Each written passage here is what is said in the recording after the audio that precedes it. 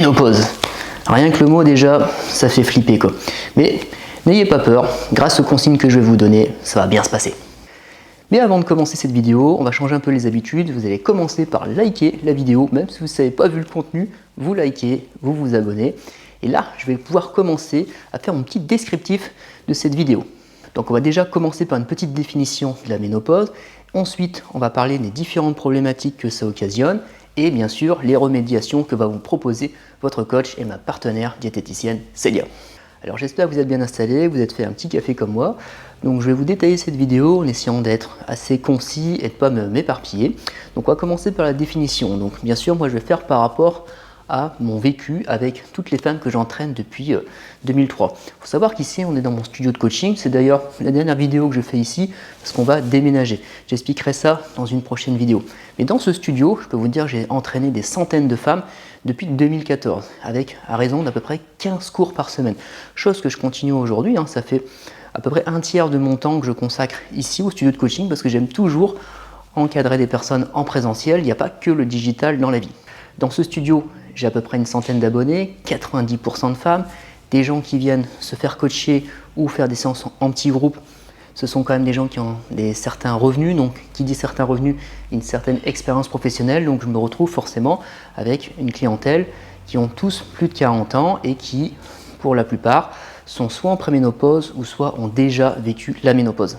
Sur le coaching digital, c'est différent, on a plutôt affaire à un suivi en nutrition avec Célia et après des programmes à faire à la maison. Donc là, je ne rentre pas dans le détail, on va déjà faire la définition de la ménopause. Donc la ménopause, c'est quoi? C'est une étape dans la vie d'une femme où à un moment donné, les règles s'arrêtent. Donc bien sûr, pour elle, c'est plutôt cool qu'il n'y ait plus de règles parce qu'il y aurait quand même contraignant tout ça. Mais ça veut dire quoi aussi? Ça veut dire qu'il n'y a plus d'ovulation. Donc les ovules, c'est fini, il n'y en a plus. Donc il n'y aura plus de possibilité de procréer. Mais bien sûr, par rapport à tout ça, ça ne se résume pas justement à n'avoir que les règles en moins. Il y a des petits désagréments en plus. À quel âge ça arrive à peu près?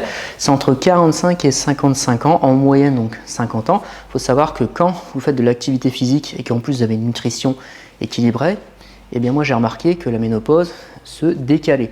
Ou qu'au contraire, en complément, les personnes qui ont l'activité physique et qui mangent d'une manière adaptée ont tendance aussi à mieux vivre leur ménopause que des personnes qui ne pratiquent pas ou qui ont une alimentation déstructurée. Donc les désagréments sont de deux types. Les désagréments directs, donc qu'on connaît tous, les fameuses bouffées de chaleur, mais derrière ça va se rajouter quoi? L'irritabilité, les frissons, l'insomnie, il y a tout un tas de critères vraiment gênants qui font que cette période-là, c'est vraiment pas le top pour les femmes. Il faut savoir que ça ne touche pas toutes les femmes au même degré. Donc il y a des personnes qui n'ont pas du tout d'insomnie ou qui n'ont pas du tout de bouffée de chaleur et qui ont vécu leur ménopause. C'est comme ça, c'est la vie. Et après, il y a les désagréments collatéraux, j'appelle ça. Donc sur les désagréments collatéraux, on va avoir les troubles cardiaques, chose que je ne savais pas avant de faire cet article. Moi, c'était plutôt des troubles liés à la prise de poids malheureusement. Et autre chose qu'on soupçonne moins, c'est tout ce qui est ostéoporose. Vous allez avoir des personnes en fait qui vont avoir des fractures de col du fémur. La fois dernière, j'ai une abonnée qui a commencé, elle avait une fracture du bassin suite à ménopause et au manque d'activité physique, plus une alimentation vraiment pas au top. Donc pour vous dire que c'est réel. Et également des troubles au niveau équilibre. Les personnes, vous les faites monter comme là ici sur l'appareil, vous mettez 3 marches et ils n'ont plus d'équilibre en fait. Vraiment pas mal de désagréments qu'il va falloir corriger donc avec les activités que je vais vous proposer et également les conseils au niveau alimentaire. Donc déjà, les conseils que je peux vous donner, c'est quand vous sentez qu'il y a les premiers symptômes qui arrivent, vous commencez à avoir des troubles du sommeil, vous faites chaleur, vous sentez que vous n'êtes pas dans votre assiette, déjà vous prenez rendez-vous avec votre médecin parce que c'est lui qui va vous faire une ordonnance pour faire des analyses pour voir si votre taux de progestérone, oestrogène, il est équilibré ou si au contraire ça chute et ce qui expliquerait que vous êtes en train de rentrer dans la préménopause et auquel cas il va falloir, comme on dit, relever un petit peu ses manches. Donc pourquoi je dis relever ses manches? Parce qu'en fait, c'est pas évident à dire, mais par exemple, quand vous êtes en préménopause ou en ménopause, si vous avez une alimentation équilibrée, où vous mangez normalement, eh bien le fait de passer ce cap de la ménopause, vous allez certainement prendre du poids, même sans rien changer à votre alimentation. Vous allez trouver ça un peu injuste, bah oui, mais Vu que votre taux d'hormones descend, vous vieillissez en fait, donc vous êtes moins fonctionnel, vous avez moins de force, moins de puissance, moins de résistance, d'endurance, donc votre corps a moins besoin de calories tout simplement. Donc du coup, si vous continuez à manger normalement, vous prenez du poids. Ce qui explique le fait que beaucoup de femmes prennent du poids et ne comprennent pas pourquoi. Elles pensent qu'elles ne comprennent pas, c'est dû au stress, l'anxiété, etc. Non, c'est dû au fait que c'est biomécanique, c'est-à-dire qu'en fait, vous avez, c'est physiologique, pardon, c'est votre corps qui chute et du coup, derrière, il faut réajuster l'alimentation. Donc, on va en parler après. Donc déjà, moi, ce que je veux surtout voir, c'est au niveau de l'activité physique. Donc moi, je conseillerais 3 types d'activités physiques qui se complémentent. Donc dans un premier temps, il y a tout ce qui est activité de renforcement des muscles profonds. Il faut savoir que si la taille elle s'épaissit, c'est que vous avez le transverse en fait, le muscle profond au niveau des abdos qui se relâche. Du coup, vu qu'il y a moins de maintien de gaine, votre ventre il paraît plus relâché. Ça ne veut pas dire que vous prenez du poids, mais si vous prenez du poids derrière, ça fait encore plus cet effet relâché au niveau de la taille. Donc je dirais plutôt faire des activités de renforcement des muscles profonds, donc le transverse, le plancher pelvien, parce que le périnée chez la femme c'est quelque chose d'assez sensible, et avec le relâchement des tissus profonds, si vous faites des mauvais exercices ou que vous faites des efforts intenses à ce niveau-là, vous pouvez avoir tout ce qui est prolapsus, descente d'organes, donc vraiment faire attention. Donc plutôt par exemple des activités comme le pilate, le garuda, donc c'est des activités où on va renforcer en profondeur, tenir compte des besoins de la personne, travailler aussi beaucoup l'équilibre et la souplesse. Donc vous avez cette première activité, vous pouvez en faire une par semaine, 1 à 2 par semaine. On se cale un créneau de ça, soit en salle, soit en visio, soit à la maison, mais vous calez un créneau de pilates ou de garuda. Deuxième chose, l'activité aérobique. On a vu qu'il faut travailler le cœur. Vous pouvez avoir des femmes en préménopause, ménopause qui ont des palpitations. C'est les troubles cardiaques dont on parle, donc activité aérobique pour muscler le cœur, réguler tout ça. Donc marche, vélo, marche nordique, longe-côte, tout ce qui est bouger en fait, transpirer et puis de faire une activité où on peut marcher tout en discutant avec sa voisine par exemple. Activité aérobique modérée. Et enfin, une activité de musculation. Et oui, de musculation pour femmes. Pourquoi? On a parlé tout à l'heure des risques d'ostéoporose. L'ostéoporose, c'est quoi? C'est les os qui deviennent poreux et du coup, s'ils sont poreux, ils peuvent se casser, d'où les fractures dont j'ai parlé tout à l'heure. Donc, quand vous mettez des os sous des contraintes de charge, vous avez un os, vous appuyez dessus. Si vous appuyez dessus tous les jours ou régulièrement, qu'est-ce qu'il va faire? L'os, il va se dire, il faut que je reste solide. Parce que si je ne suis pas solide, je ne peux pas résister à la contrainte de charge. Par contre, si l'os, il est posé et il fait rien l'os de sa journée, il s'en fout d'être solide. Donc le corps réagit comme ça. Donc en fait, si vous mettez des contraintes de charge, barres, haltères, machines, élastiques, tout ce qui est une résistance supplémentaire, va pousser votre corps à maintenir ses os et ses muscles et ses tendons solides parce qu'il y a un effort qui est demandé au corps. Le corps est naturellement feignant. Si vous faites rien, vous êtes allongé dans le canapé, lui ça lui va très bien.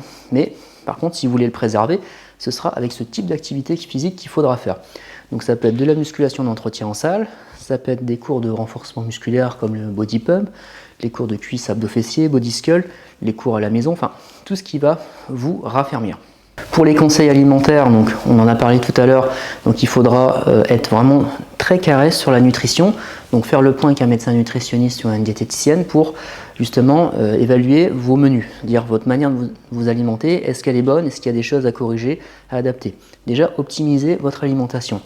Deuxièmement, c'est tout ce qui est à partie féculent.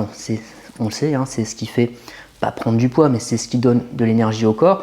Donc c'est cette partie-là calorique qu'il faudra gérer, donc gérer les féculents pour en avoir assez pour faire sa journée. Mais si on en prend un petit peu de trop, ça va s'accumuler parce qu'on a moins de besoins énergétiques. Et si on donne trop d'énergie par les féculents, eh bien ça va s'accumuler au fil du temps. Donc il y a cette régulation-là à faire.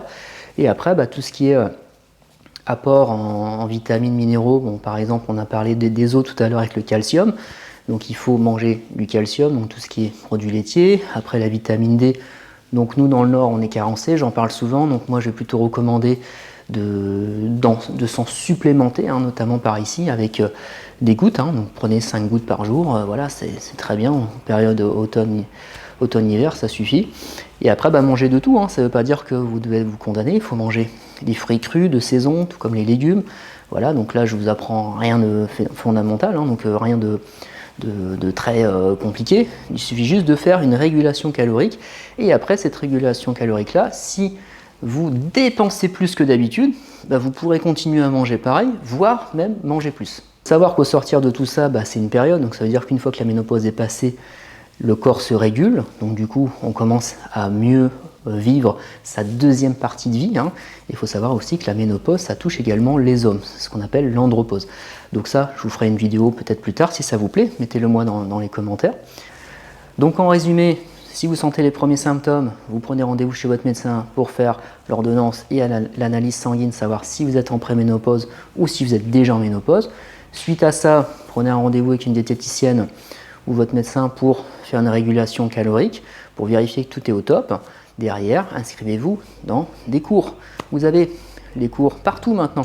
Des salles, il y en a partout, des salles de fitness, il y en a partout, des associations, des clubs, il y en a partout. Après, si vous voulez faire ça depuis chez vous ou que vous n'avez pas envie de vous mélanger à la foule à cause du Covid, etc., ça peut se comprendre. Sachez que moi, j'ai un programme en vidéo qui est enregistré, donc vous pouvez faire depuis chez vous en replay. Donc ce sont des cours avec 3 activités physiques de 40 minutes à faire par semaine. Donc il y a un cours de renforcement, un cours de pilates, un cours cardio. Ça tombe bien, c'est ce que je viens de parler. Vous voyez un petit peu. Bon, évidemment, je fais mon placement de produit, mais c'est un très bon produit. Il y a 36 séances sur 12 semaines et il y a la saison 2 où j'accumule les séances. C'est des séances que je fais ici dans le cadre de mon studio avec mes abonnés, donc avec des femmes préménopausées ou ménopausées. Donc je connais très bien les besoins à ce niveau-là. Donc voilà, j'espère que cette vidéo vous a plu, que j'ai été assez clair pour vous. Mettez un petit like encore une fois et un petit commentaire, ça sera toujours bienvenu pour moi. Et je vous dis donc à la semaine prochaine, où on ne sera plus dans le studio, on sera ailleurs. Je vous expliquerai pourquoi. Bon, il n'y a rien de révolutionnaire, mais au moins vous allez voir un petit peu les changements. Suivez-moi sur les stories et je ferai un vlog sur la prochaine vidéo pour vous expliquer le pourquoi du déménagement. Allez, bye bye!